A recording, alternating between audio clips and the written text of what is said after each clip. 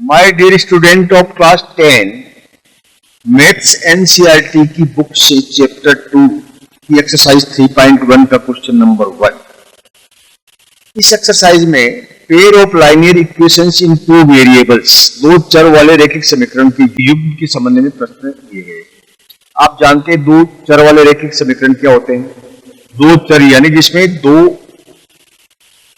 X Y आते हो या ए बी आते हो। कोई भी ऐसा समीकरण, कोई भी ऐसा इक्वेशन जिसमें वेरिएबल्स जो है वो यानी चर जो है वो दो होते हैं, यानी एक्स और वाई होते हैं, वो होता है दो चर वाला।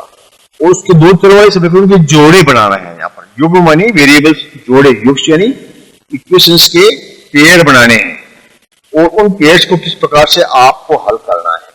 देखिए पहला प्रश्न है कि आपका tales his daughter 7 years ago I was 7 times as old as you were then।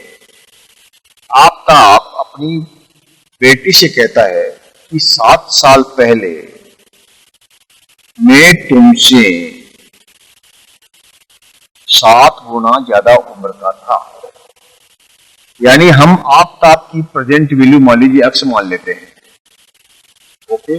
और उसकी डॉटर जो थी, ठीक है, डॉटर डॉटर की उम्र हम y मान लेते हैं। तो अभी की ये क्या है? प्रेजेंट एज है ये। तो 7 साल पहले आपकी उम्र कितनी थी? x -7। डॉटर की कितनी थी? y -7। और ये x -7 जो है, ये उम्र जो थी ये y की यानी डॉटर की उम्र से, डॉटर की उम्र 7 गुना थी, यानी इसका 7 गुना। 7 into y -7 was x -7। ये तो हो गया आपका एक समीकरण। अब देखिए इसके बराबर ये है,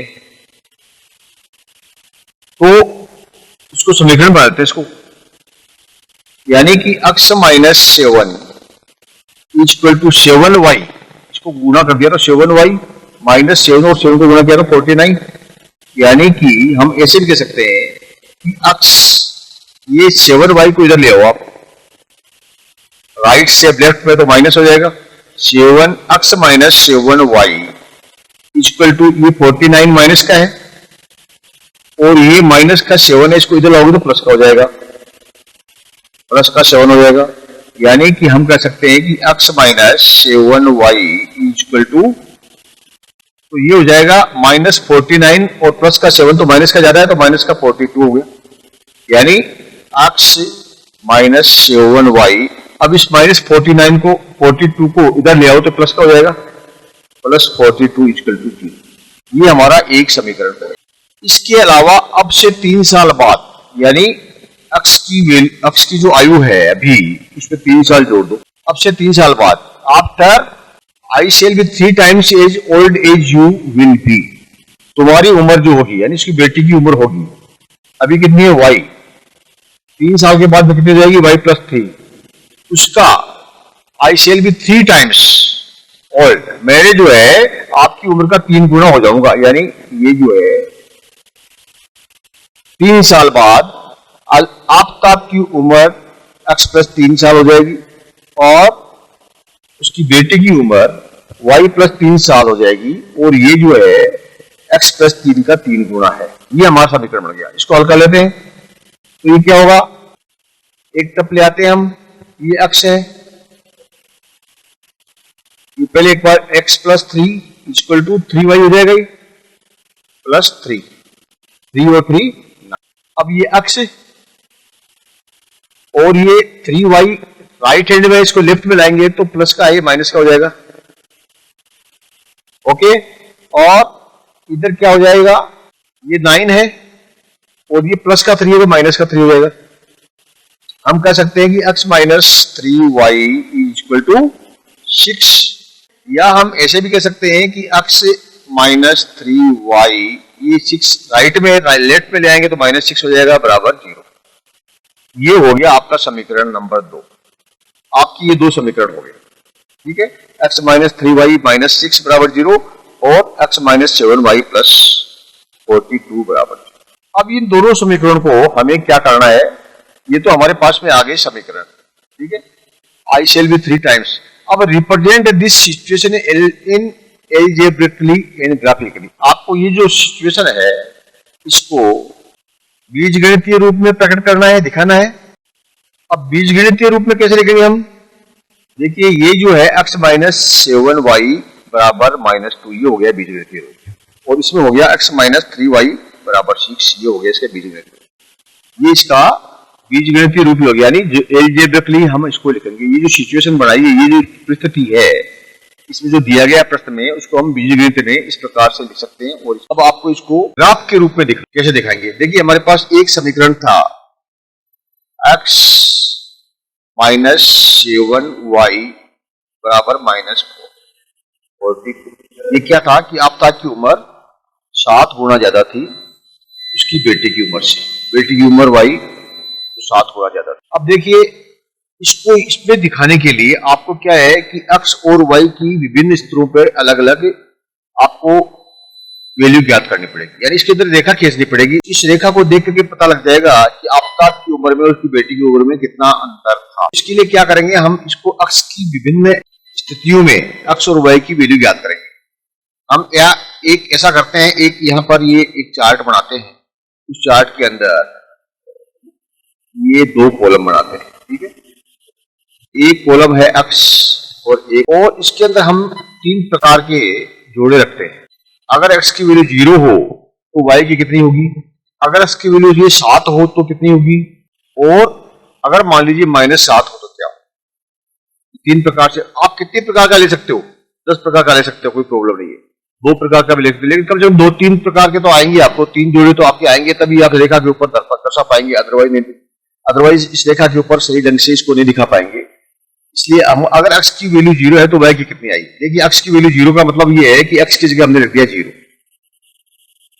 ठीक है, माइनस वही रहेगा, बाकी x की जगह हमने वैल्यू 0 रख दी तो y का 7y और बराबर -40।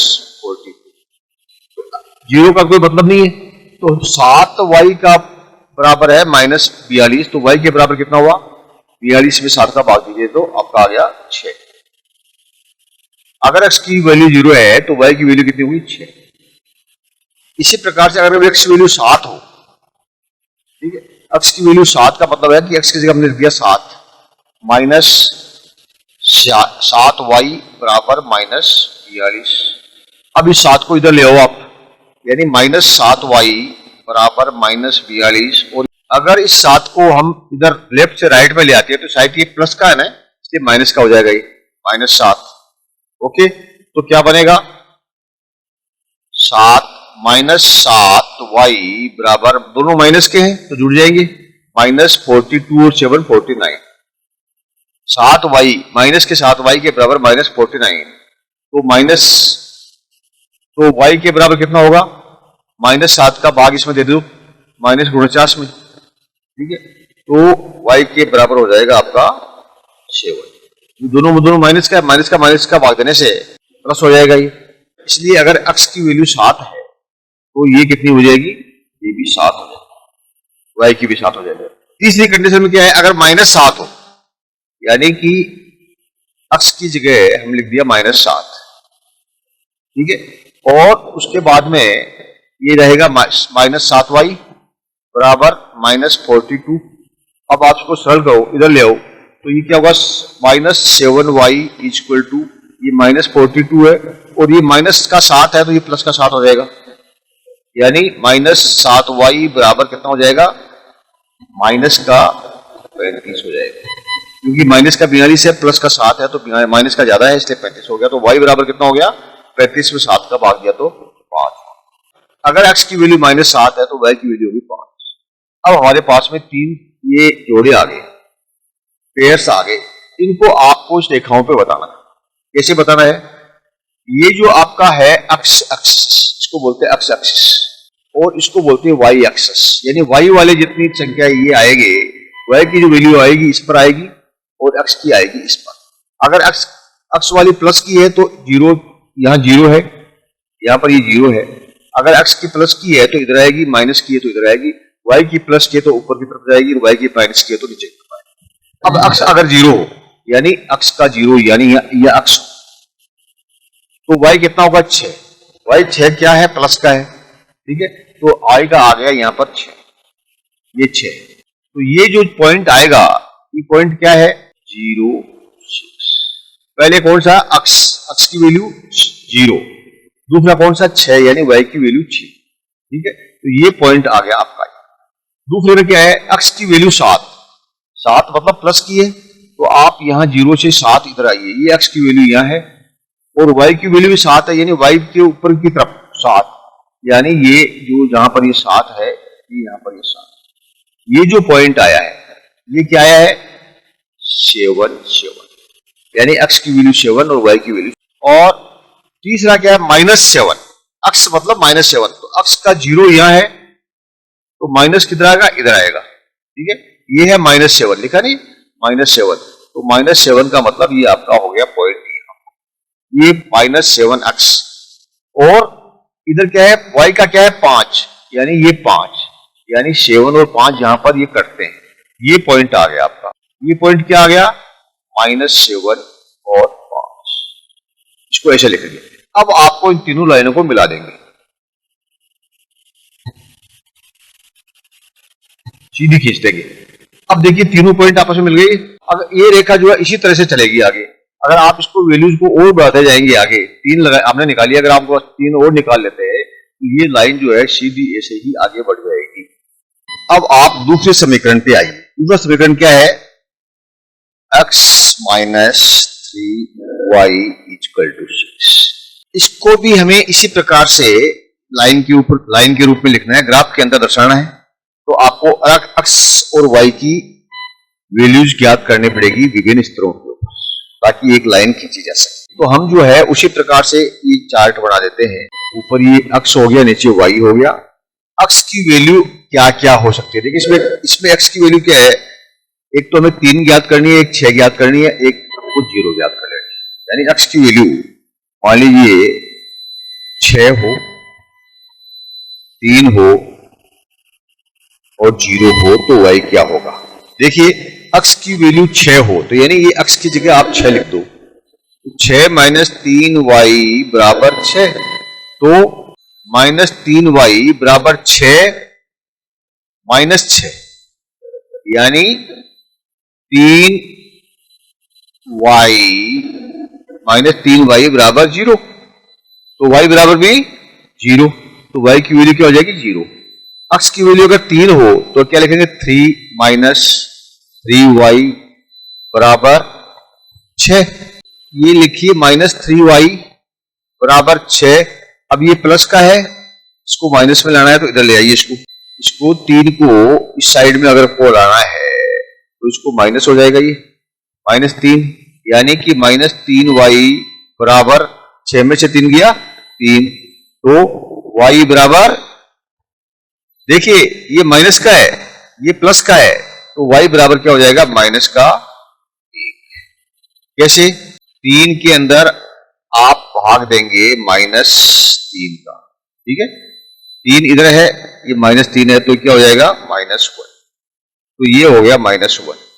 अब आप x की वैल्यू अगर 0 हो तो 0 - 3y बराबर 6, या -3y बराबर 6 - 0, या y बराबर -2। यहां पर भी वही 6 बटा -3, इसको काटेंगे तो -2 हो जाएगा। तो ये कितना हो जाएगा, अगर x की वैल्यू 0 है तो y की वैल्यू ये -2, ठीक है।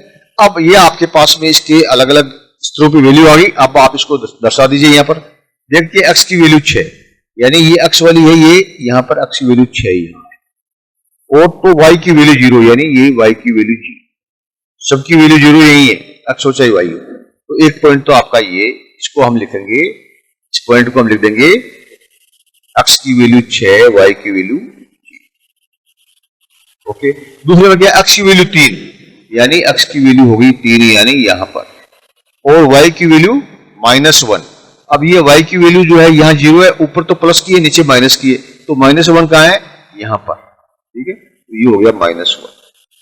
ये जो पॉइंट है, ये इसका मतलब इसके नीचे आएगा, ठीक है, ये इसके नीचे आ गई -1। तो ये क्या हो गई 3 और -1। ये जो पॉइंट कहलाएगा इसको बोलेंगे, इसके कोऑर्डिनेट्स बोलते हैं इसको ना। इसका कोऑर्डिनेट क्या है 3 और -1, इसका कोऑर्डिनेट क्या है 6 और 0, और तीसरा कोऑर्डिनेट क्या देखना है अपन को 0 और -2, यानी 0 तो ये है अक्ष का 0 और इसका -2 यानी ये वाला, यानी ये वाला -2, तो यही हो गया ना 0 से -2, यहां नहीं आएगा 0 से -2 यानी ये वाला पॉइंट, एक पॉइंट ये, एक पॉइंट ये 3 पॉइंट हो गए। इस पॉइंट को नाम क्या देंगे हम, इसके कोऑर्डिनेट्स क्या है 0 और -2, ये वाला, ठीक है। अब आप इनको मिला दीजिए, किसको, इसको मिला दीजिए और इसको मिला दीजिए। ये रेखा जो है आपका ये समीकरण को प्रदर्शित करती है। इस समीकरण को अगर आप ग्राफ के अंदर दिखाना चाहें तो ऐसे लिख सकते हैं, जो आप इसको पढ़ भी सकते हैं, आप इसको देख करके समीकरण भी लिख सकते हैं। कैसे लिख सकते हैं, x - 3y बराबर 6, ये जो है हो जाएगा x - 3y बराबर 6, इसका मतलब ये होगा, ठीक है, x - 3y बराबर 6, और इसका क्या होगा जो हमने पहले किया था x - 7y बराबर -42, ये समीकरण ये हुआ, दोनों समीकरण हो गए। अब आप इसके अंदर और भी कुछ वैल्यू जोड़ना चाहेंगे आगे 4, 5, 7, 10, 20 तब लगा दीजिए, x की वैल्यू निकालिए, उसी के अनुरूप y की वैल्यू निकाल लीजिए। तो ये जो लाइन है आपकी और आगे इस प्रकार से बढ़ती जाएगी, ठीक है, यहां भी आएगा, यहां आएगा, यहां आएगा और इधर भी आपको बढ़ती जाएगी, ठीक है। तो ये 2 लाइनें आपकी क्लियर हो गई, आशा आपको समझ में आ गया होगा। अब देखिए इसका पूरा आंसर जो है यहां पर इसका पूरा आंसर दिया हुआ है, किस प्रकार से समीकरण 1 आया, किस प्रकार से समीकरण 2 आया और किस प्रकार से जो है आपने एलजेब्रिक के रूप में कैसे लिखा, एक तो ये लिखा और एक ये लिखा, एलजेब्रिक के रूप में आ गया, और उसके बाद में जो आपने इसको ग्राफ के ऊपर कैसे दर्शाया। Thank you my dear student, please like and subscribe